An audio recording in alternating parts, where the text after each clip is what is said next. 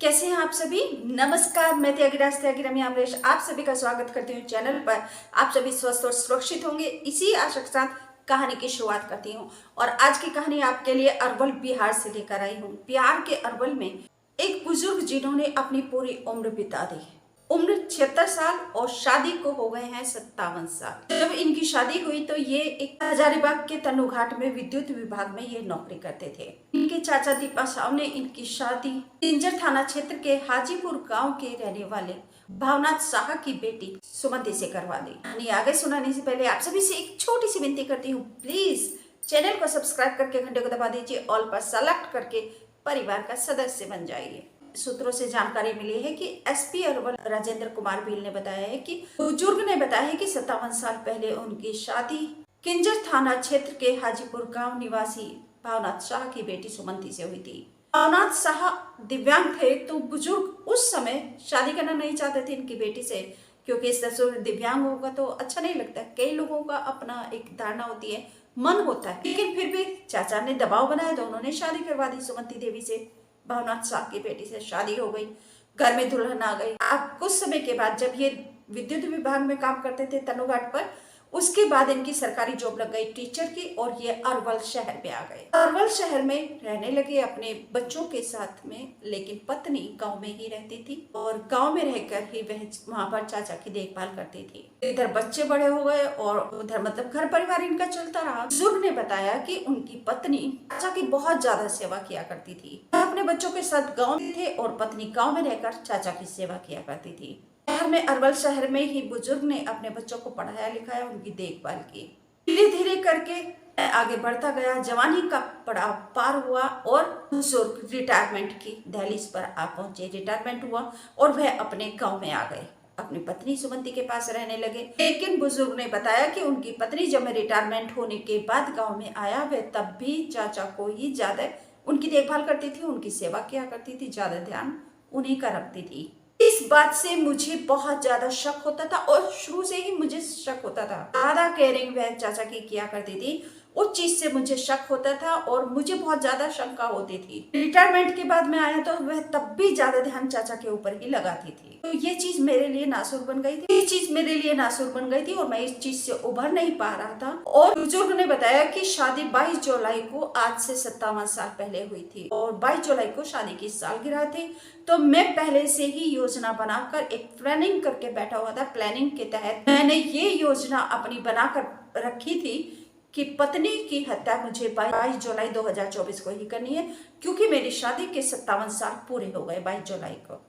इसी योजना के तहत उन्होंने जब उनके पोते पोती स्कूल चले गए और जो भी घर में बहू थी उसके कमरे का इन्होंने ताला लगा दिया। दोपहर का समय था, लगभग 1 बज रहा। 76 साल के बुजुर्ग व्यक्ति ने अपनी बुजुर्ग पत्नी की हत्या कर दी। बेटा स्कूल में पढ़ने गया हुआ था तो बेटे के छुट्टी होकर घर आने से पहले ही बुजुर्ग पति ने अपनी बुजुर्ग पत्नी की हत्या कर दी। एक धारदार दराती से उसकी गर्दन काट दी और उसके छोटे छोटे टुकड़े कर दिए। बुजुर्ग ने बताया कि उसकी शादी को 57 साल हुए तो वह अपनी पत्नी के 57 टुकड़े करना चाहता था और इसलिए उसने छोटे छोटे टुकड़े किए। 57 टुकड़े नहीं कर पाया क्योंकि 1 बजा था दोपहर के और पोता जो है स्कूल से घर आ गया, उसकी छुट्टी हो गई थी। जैसे ही वह घर में आया तो उसने खून बिखरा हुआ देखा तो वह रोने चिल्लाने लगा कि घर में खून खून। बुजुर्ग ने अपनी पत्नी के 12-15 टुकड़े ही काटे थे कि वह आगे और टुकड़े उसके नहीं काट पाया। पूरे गांव में खबर फैल गई, सब लोग आ गए, पुलिस को सूचना दी, पुलिस भी आ गई, लेकिन उसको अपने के पर जरा भी पछतावा नहीं है, उनके चेहरे पर जरा भी शिकन नहीं है, क्योंकि उनको ऐसा लगता है कि उनको अब चैन मिला है, उनको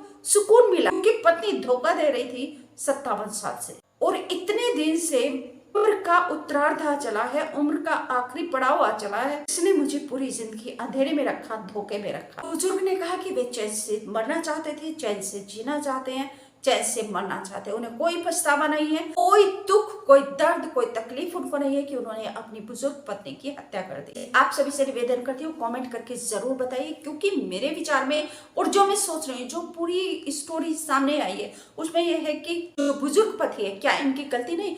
क्यों पत्नी को चाचा की देखभाल करने के लिए गांव में छोड़ा। एक औरत होती है, कामकाजी होती है, तो वो भी बौखला जाती है, परेशान हो जाती है कि अगर ड्यूटी पे भी जाएगी, अपने बच्चों की भी देखभाल करेगी तो बहुत मुश्किल होता है, टिपिकल होता है अपनी फैमिली को मैनेज करना। फिर बुजुर्ग क्यों अपने बच्चों को लेकर सरकारी जॉब भी करते थे, या तो ये गाँव की सरकारी जॉब का खाली का पैसा इन्होंने उठाया और ये घर पर रहते थे, जैसे अभी बिहार के एक दंपति हो रहे हैं, इनसे वसूली की जाएगी। कैसे पॉसिबल हो सकता है कि एक पुरुष व्यक्ति सरकारी जॉब पर भी जा रहा है, वह अपने बच्चों की देखभाल भी कर रहा है, उनको भी, क्योंकि एक ही टाइम होता है स्कूल जाने का, वो भी स्कूल में जाएंगे, बच्चे भी जाएंगे, तो क्या ये खाना बनाना, बच्चों की ड्रेसअप करना, स्कूल भेजना और अपने आप भी जाना समय पर, क्या पॉसिबल कर सकता है एक व्यक्ति?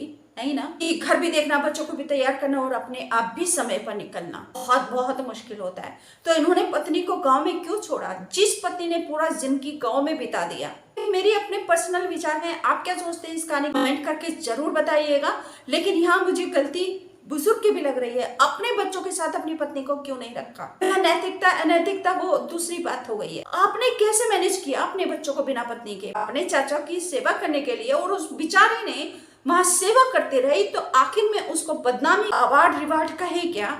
हाँ, वो गलत होती अगर आप अपनी पत्नी को साथ में ले जा रहे हैं और वो फिर भी नहीं जा रही, तो बिल्कुल 100% वो दोषी है, कोई भी पत्नी हो, चाहे आप हैं, चाहे मैं हूँ, चाहे कोई भी हो। लेकिन अगर आप खुद मैनेज कर रहे हैं और पत्नी को गांव में छोड़ रहे हैं कि मेरे चाचा की देखभाल करो, तो फिर उसका कौन सा दोष है।